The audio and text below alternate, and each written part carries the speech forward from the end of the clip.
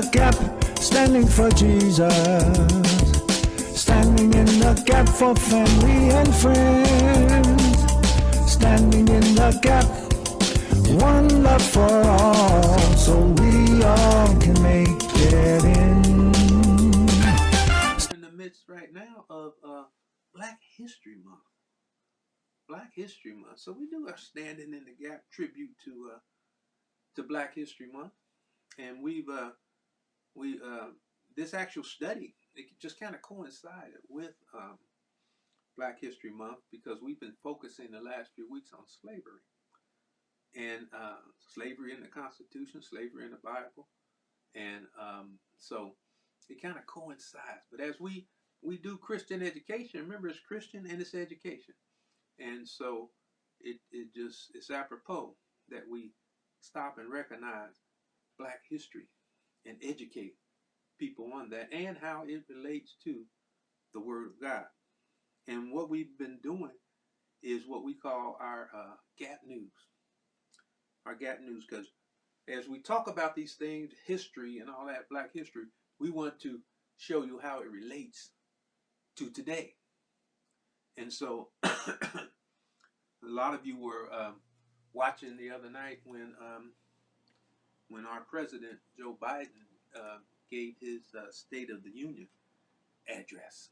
And there were a lot of things in there that were focused on. And I actually enjoyed it. And what I enjoy is the truth, the truth that comes out in those things. And so we want you to focus, or we want to focus you on a certain part of his State of the Union address, because we've been focusing on the legacy of slavery. And even though they ended slavery back in 1865 or with the 15th Amendment, 13th Amendment, that the shadow of slavery, the legacy of slavery is still with us today. It's still with us today. And Joe Biden referenced something that is a legacy of slavery that Black people have to deal with that white people don't have to deal with. And Marvel has a video for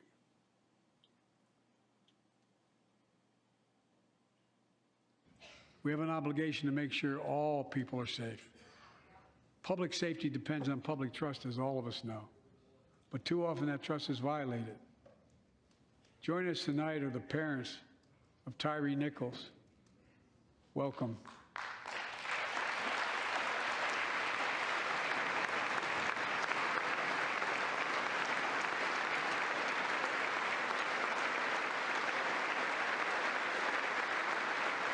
We had to bury Tyree last week.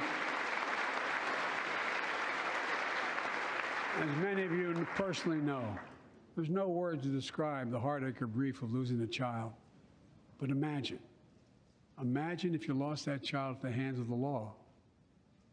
Imagine having to worry whether your son or daughter came home from walking down the street, or playing in the park, or just driving a car.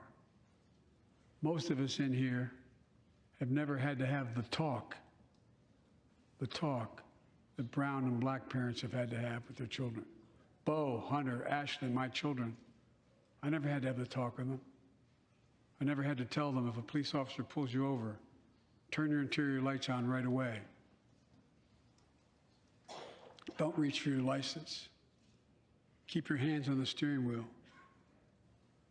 Imagine having to worry like that every single time your kid got in a car. Here's what Tyree's mother shared with me when I spoke to her. When I asked her how she finds the courage to carry on and speak out. The faith of God, she said her son was, quote, a beautiful soul, and something good will come of this. Imagine how much courage and character that takes. It's up to us, to all of us. We all want the same thing. Neighborhoods free of violence. Law enforcement who earns the community's trust. Just as every cop, when they pin on that badge in the morning, has a right to be able to go home at night, so does everybody else out there. Our children have a right to come home safely. Equal protection under the law is a covenant we have with each other in America. We know police officers put their lives on the line every single night and day. And we know we ask them in many cases to do too much to be counselors, social workers, psychologists, responding to drug overdoses, mental health crises, and so much more.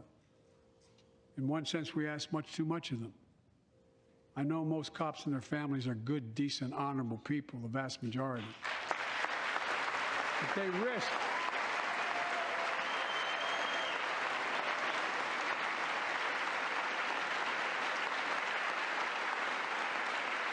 and they risk their lives every time they put that shield on. But what happened to Tyree in Memphis happens too often. We have to do better. Give law enforcement the real training they need. Hold them to higher standards. Help them succeed in keeping us safe. We also need more first responders and professionals to address the growing mental health, substance abuse challenges. More resources to reduce violent crime and gun crime. More community intervention programs.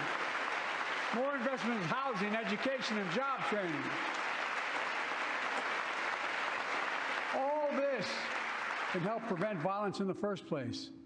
And when police officers or police departments violate the public trust, they must be held accountable.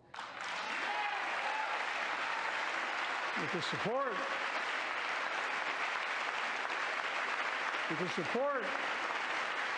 of the families of victims, civil rights groups, and law enforcement, I signed an executive order for all federal officers, banning chokeholds, restricting no-knock warrants, and other key elements of the George Floyd Act.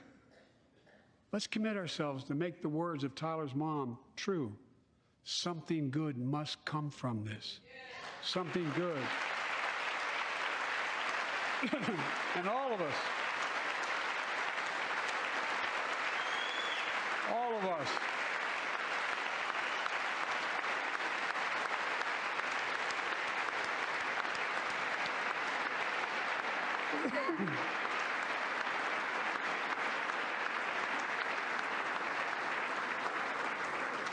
folks, it's difficult, but it's simple.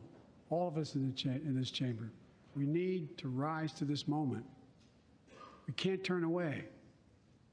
Let's do what we know in our hearts that we need to do. Let's come together to finish the job on police reform. Do something. Do something.